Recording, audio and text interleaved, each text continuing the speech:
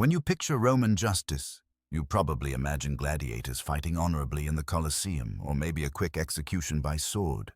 The sanitized version they teach in history classes makes ancient Rome seem almost civilized compared to medieval times. Here's what they don't tell you. Roman punishments were so systematically brutal, so carefully designed to maximize both physical agony and psychological terror, that they make medieval torture look like a gentle warning. We're not talking about a simple beheading or even a standard crucifixion. Roman law didn't just execute criminals, it crafted punishments so horrific that the mere threat could control an empire spanning 3 continents. Picture this. You're a Roman citizen watching a man being sewn alive into a leather sack with a dog, a rooster, a viper, and a monkey, then thrown into the river to drown while being torn apart by terrified animals. That wasn't some sadistic emperor's fever dream. That was standard legal procedure for patricide, codified in Roman law for centuries. But here's where it gets truly insane. These weren't random acts of cruelty dreamed up by psychopathic rulers. Roman punishments were methodically categorized, legally codified, and systematically applied based on your social class, the nature of your crime, and what message the state wanted to send. Slaves faced different horrors than citizens. Citizens endured different agonies than nobles. The Romans didn't just punish crimes, they crafted suffering like an art form. Take the scourge, their metal-tipped whip designed not just to hurt, but to systematically destroy human flesh. Modern forensic analysis of crucifixion victims shows that Roman flagellation could remove muscle down to the bone before the victim even reached their cross. We're talking about a punishment so severe that victims often died from the preliminary beating alone, making the actual crucifixion almost merciful by comparison. And the psychological warfare was just as calculated.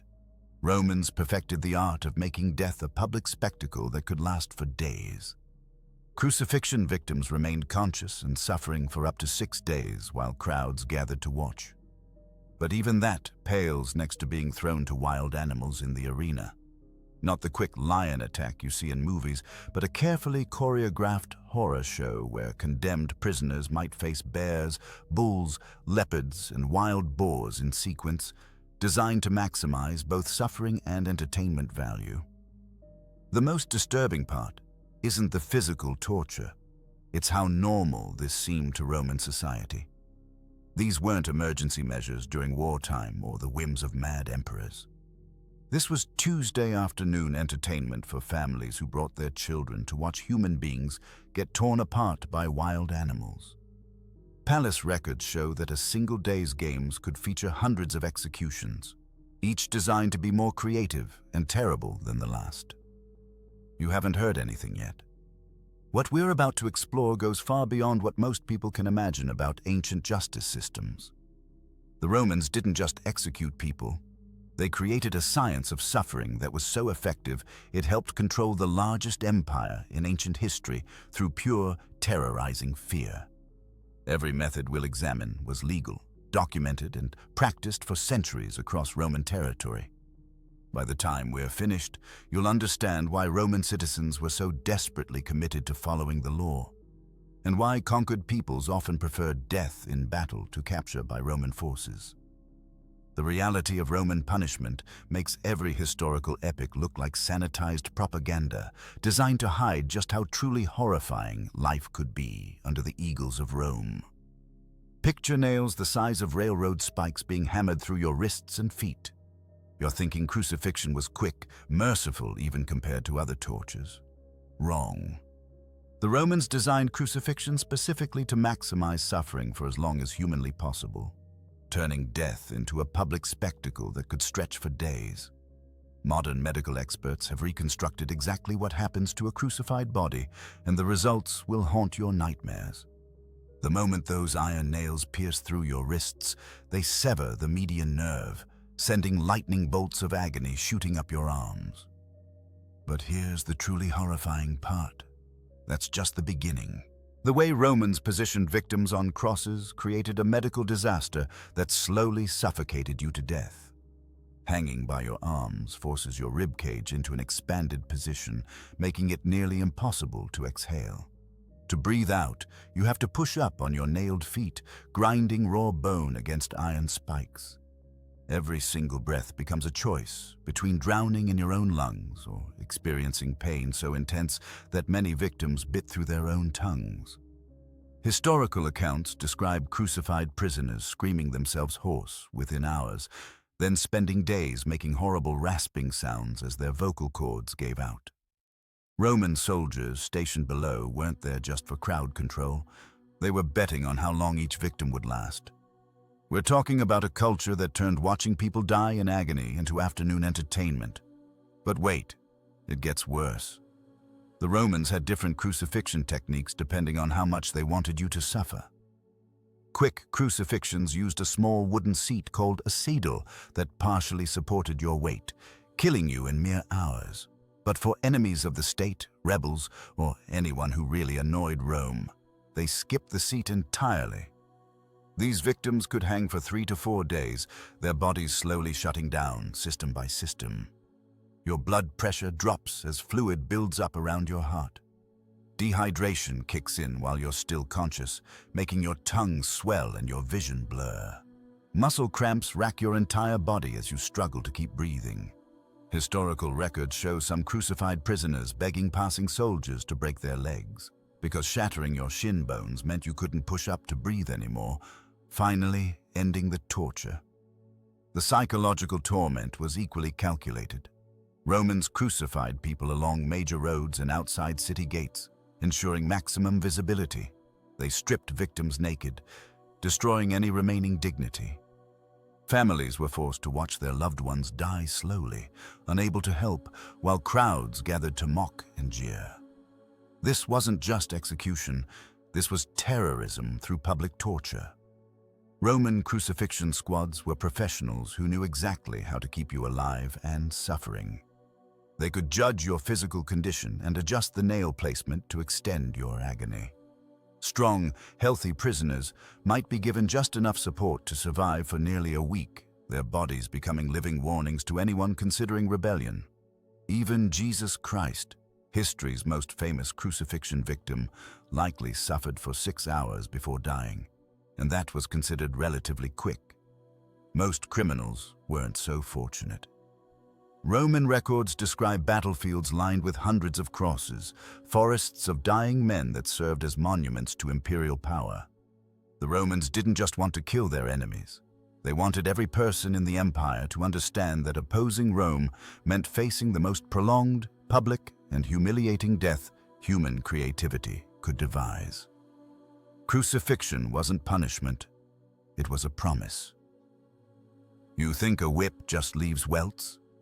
In ancient Rome, the flagrum was designed to destroy human flesh one strip at a time.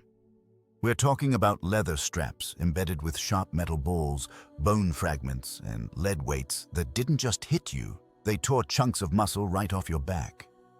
Roman soldiers crafted these instruments of torture with the precision of master artisans. The standard flagrum featured multiple leather thongs, each weighted with metal studs called plumbati.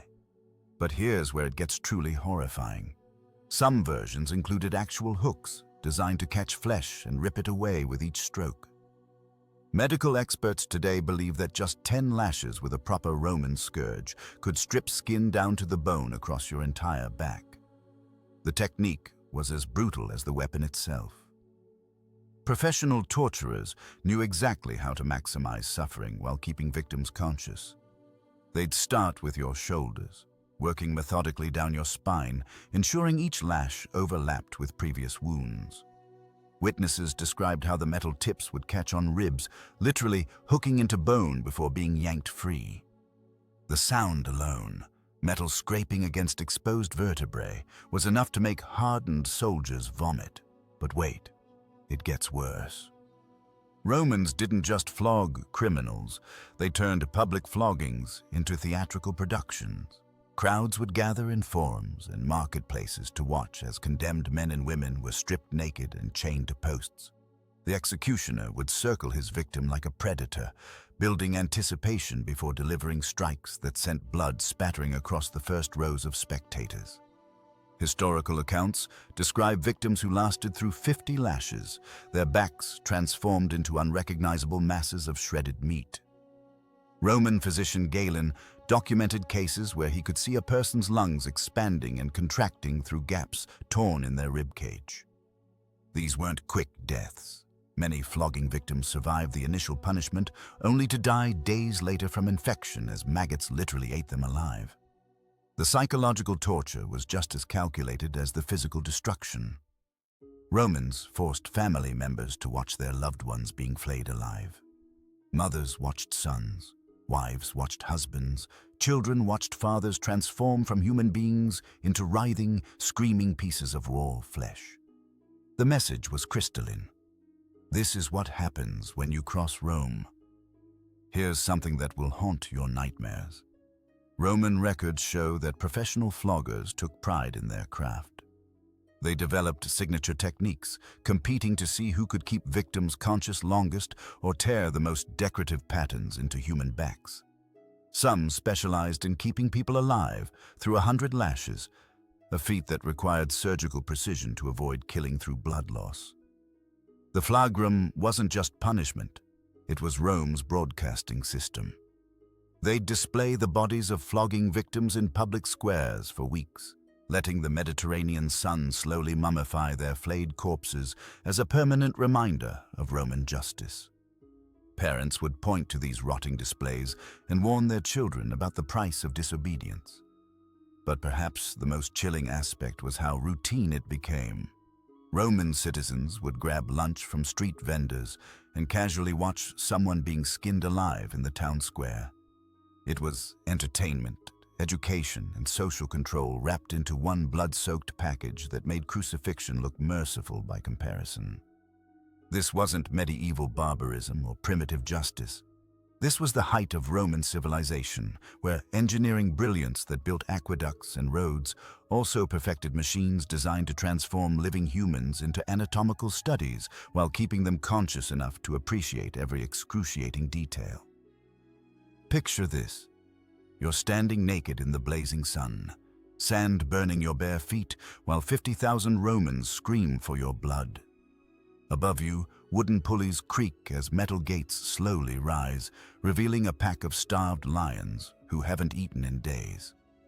This wasn't just execution in Rome, this was entertainment. Being thrown to the beasts, or damnatio ad bestias, was Rome's way of turning death into the ultimate spectacle. The Romans didn't just want criminals dead.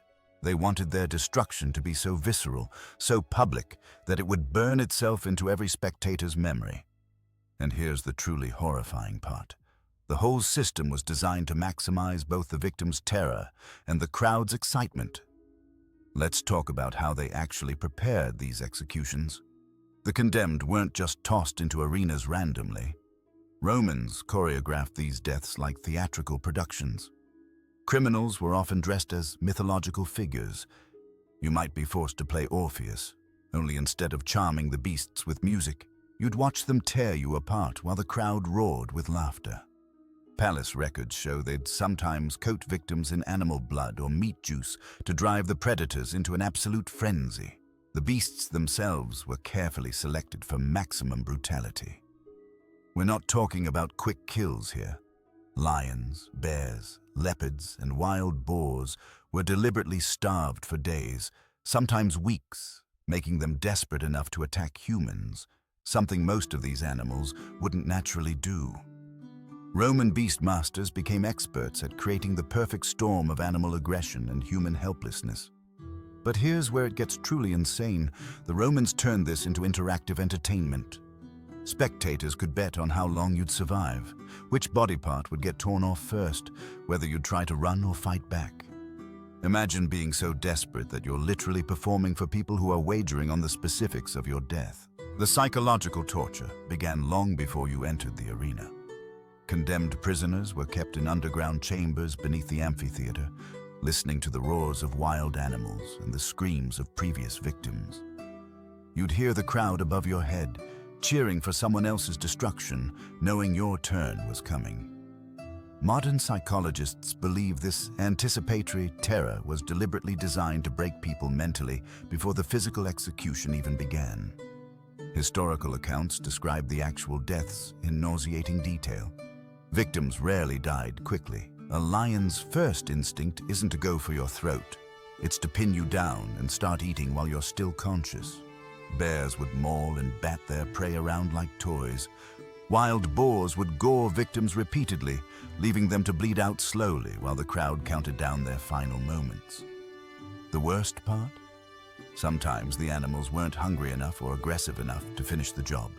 Roman records mention cases where half-dead victims had to be dragged out and finished off by gladiators because the beasts lost interest. Imagine surviving a mauling only to have a sword-wielding executioner approach to complete what the animals started. This wasn't reserved for common criminals either. Christians, political prisoners, military deserters, anyone Rome wanted to make an example of could find themselves facing this fate. The message was crystal clear.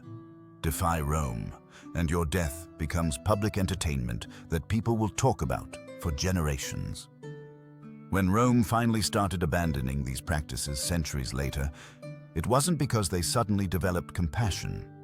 The empire was running out of exotic animals, and the cost of capturing and transporting wild beasts was bankrupting local governments. They literally executed so many people this way that they nearly drove several animal species extinct in certain regions. Picture being sewn alive into a leather sack with a snake, a dog, a rooster, and a monkey, then thrown into the deepest part of a river. This wasn't some sadistic fantasy. This was Poena Cullei, Rome's most psychologically twisted punishment reserved for the ultimate crime against the family. If you killed your father, mother, or any direct family member, Rome didn't just execute you. They orchestrated a ritual of terror designed to strip away every shred of human dignity before drowning you in the most horrifying way imaginable. The Romans believed parricide was so unnatural, so fundamentally against divine order, that the punishment had to match the cosmic horror of the crime. Here's how this nightmare unfolded. First, they'd sew you into a leather sack, not loosely, but tight enough that you could barely move. But you weren't alone in there. Roman law specifically required 4 animals to accompany you into that suffocating darkness. A dog, representing loyalty you betrayed. A rooster, symbolizing the dawn you'd never see again. A snake, embodying the evil you'd committed. And a monkey, mocking your humanity. Imagine the absolute terror as those animals, just as panicked and desperate as you, clawed and bit in the confined space. The dog would be barking and scratching frantically. The rooster would be pecking and flapping its wings against your face. The snake would be coiling around whatever it could find, possibly your neck or limbs. The monkey would be shrieking and grabbing at anything within reach. But the psychological torture was just beginning. They'd carry this writhing sack to the nearest body of water, the Tiber River in Rome itself, and hurl it in.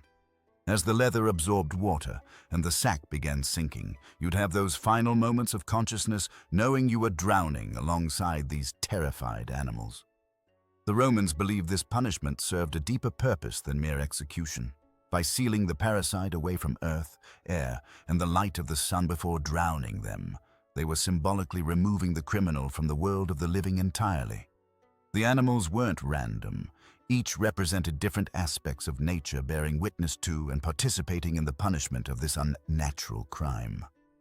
Historical accounts describe victims who were discovered after their sacks washed ashore days later. The leather would be torn from the inside, covered in claw marks and bite wounds, evidence of the desperate struggle that took place in that watery tomb. Roman writers noted that many victims likely died from the animal attacks or suffocation before the drowning even began. What makes this even more disturbing is how rarely it was actually used. Poena Cullei was so extreme that even Roman judges hesitated to impose it. Most parricides were simply beheaded or thrown from the Tarpeian rock. But when Roman law demanded the full horror of Poena Cullei, it sent a message that resonated throughout the empire. Some crimes were so heinous they required punishments that defied human comprehension. The last recorded use of Poena Cullei occurred in the 6th century, but its psychological impact lasted much longer. Medieval writers referenced it as the ultimate example of Roman brutality, and modern historians consider it one of the most psychologically sophisticated punishments ever devised, a method designed to destroy the mind before killing the body. This wasn't just execution, it was a carefully orchestrated descent into madness, drowning not just in water, but in pure animalistic terror. Picture this. You wake up every morning knowing that a single wrong word about the emperor could result in you being sewn into a leather sack with venomous snakes. You walk through the forum watching crucified bodies slowly dying for days, their screams echoing through your neighborhood. This wasn't just punishment in Rome. This was psychological warfare designed to crawl inside your mind and stay there forever. The Romans understood something terrifying about human nature. The fear of punishment is often more powerful than punishment itself. They didn't just want to hurt criminals, they wanted to traumatize every citizen into absolute obedience. Modern psychologists call this deterrence through terror, but Romans had perfected it 2,000 years ago. Here's where it gets truly insane. Roman crucifixions weren't hidden away in remote locations. They happened along the busiest roads leading into cities, where thousands of people traveled daily. The Via Appia, Rome's most important highway, was lined with over 6,000 crucified slaves after Spartacus's rebellion. Imagine driving to work past 6,000 slowly dying bodies, their moans filling the air for days. That's exactly what Romans experienced, and it was completely intentional. But wait, it gets worse. The Romans developed something called anticipatory punishment. Simply being accused of certain crimes meant you'd be paraded through the streets in chains before your trial even began. Citizens would see you and think, that could be me tomorrow. The message was crystal clear. The state's power was absolute, and resistance was futile. The legal system itself was designed to maximize psychological terror. Take the crime of parricide, killing your father. The punishment wasn't just death, it was the Poena Cullei we discussed earlier. But here's the truly horrifying part. Before being sewn into the sack with snakes and dogs, the condemned person was first beaten with rods while wearing wooden shoes and having their head covered with a wolf's hide. Every detail was calculated to create maximum psychological impact on witnesses. Roman judges deliberately made executions as public and gruesome as possible. When someone was thrown to the beasts in the arena, it wasn't just about killing them, it was about creating a spectacle so horrifying that everyone present would never forget it. Thousands of Romans cheering as lions tore apart human beings wasn't entertainment, it was mass psychological conditioning. The genius of Roman terror lay in its unpredictability. You could live your entire life following every law, but if someone falsely accused you or you accidentally offended the wrong person, you could find yourself facing unimaginable tortures. This uncertainty ate away at people's minds constantly. Nobody felt truly safe, ever. Even the language around punishment was designed to terrorize. Romans didn't just call it execution, they used phrases like extreme punishment and the ultimate penalty, making even the words themselves carry psychological weight. Court proceedings included detailed descriptions of exactly how the condemned would suffer, ensuring maximum mental impact on everyone present. The most disturbing part? It worked brilliantly. For centuries, the Roman Empire maintained control over millions of people across 3 continents, largely through this systematic use of psychological terror. Citizens policed themselves because they'd been so thoroughly traumatized by witnessing what happened to those who stepped out of line. This wasn't just about maintaining order. This was about breaking the human spirit so completely that rebellion became literally unthinkable. The Romans had discovered that the mind, once properly terrorized, becomes the most effective prison of all. No walls or chains needed when fear itself keeps people in line. You think Roman punishments were just ancient history, relegated to dusty textbooks and Hollywood movies. But here's the disturbing truth. These brutal methods didn't die with the empire. They planted seeds in our collective understanding of justice that still influence how we think about punishment today. When Rome finally collapsed, its legal traditions didn't disappear. They evolved, adapted, and spread across Europe like a virus. Medieval kingdoms inherited Roman law codes, and with them came the fundamental belief that punishment should be visible, terrifying, and absolute. The public executions that drew crowds well into the 19th century, pure Roman theater. The idea that justice requires spectacle, that punishment must be witnessed to be effective, traces directly back to those blood-soaked arenas and crucifixion-lined roads. But here's where it gets truly unsettling. Modern criminal justice systems still carry Roman DNA in ways most people never recognize. The concept of proportional punishment, where the severity of the penalty must match the crime, sounds civilized until you realize it originated from a culture that thought sewing people into sacks with wild animals was reasonable justice. We've simply sanitized the brutality while keeping the underlying logic intact. Even our language betrays this inheritance. When we talk about making an example of someone, we're channeling pure Roman thinking. They understood that punishment wasn't just about the individual criminal. It was about sending a message to everyone else, creating fear that would prevent future crimes.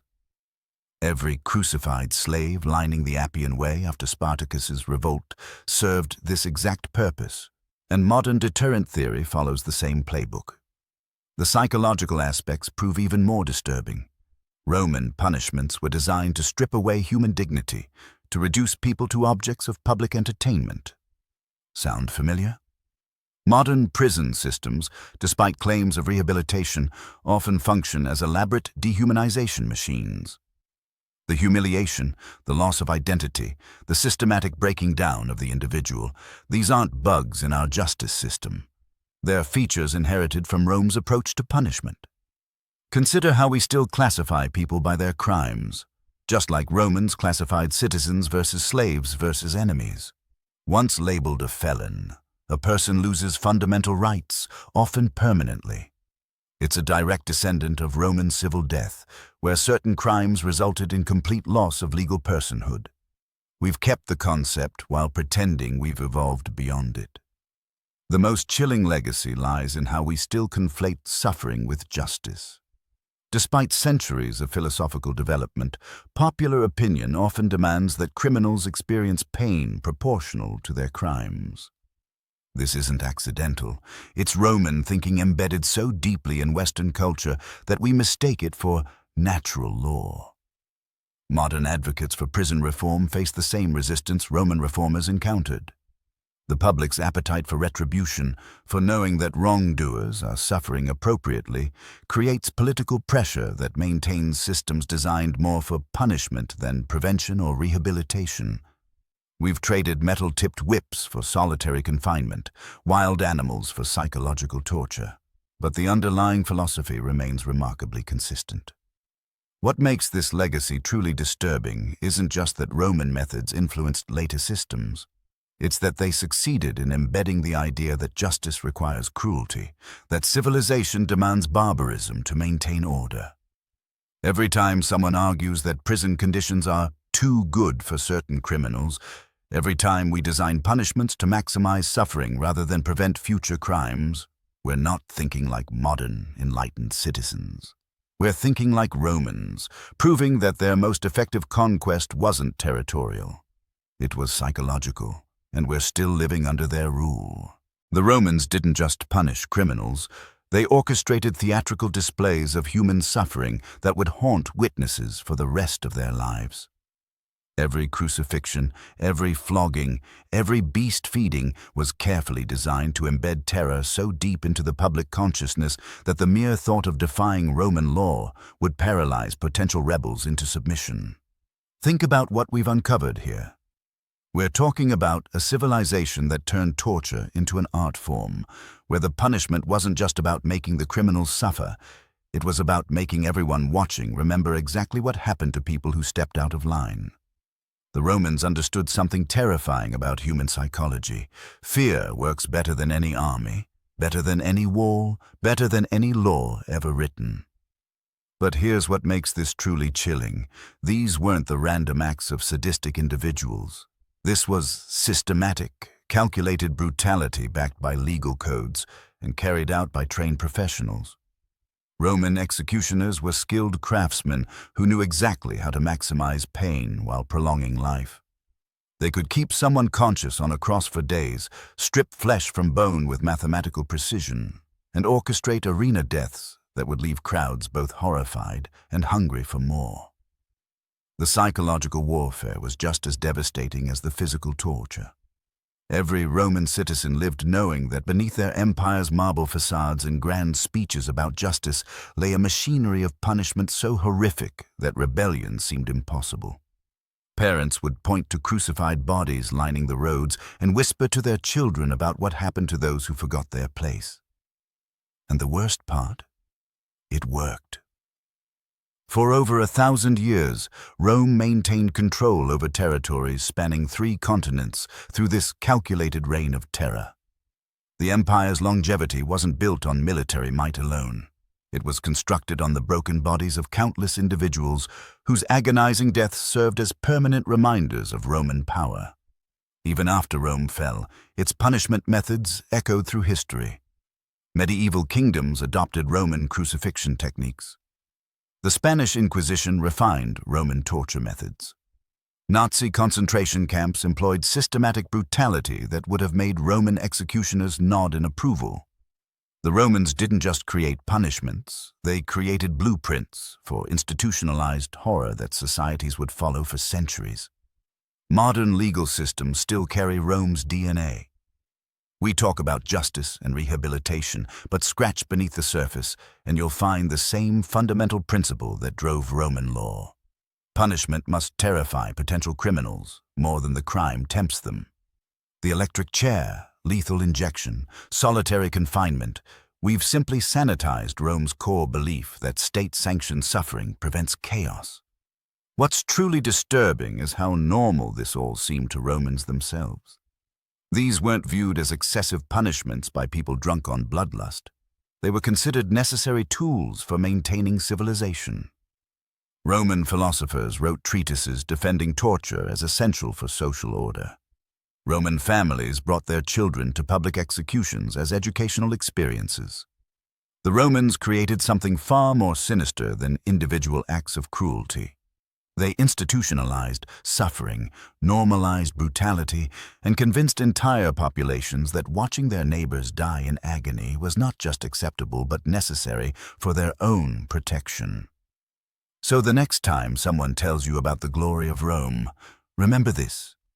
Beneath every marble statue, behind every grand architectural achievement, supporting every advancement in law and governance were the screams of countless individuals whose suffering was deemed necessary for the greater Roman good. That's the true legacy of Roman justice, not civilization, but the systematic weaponization of human fear.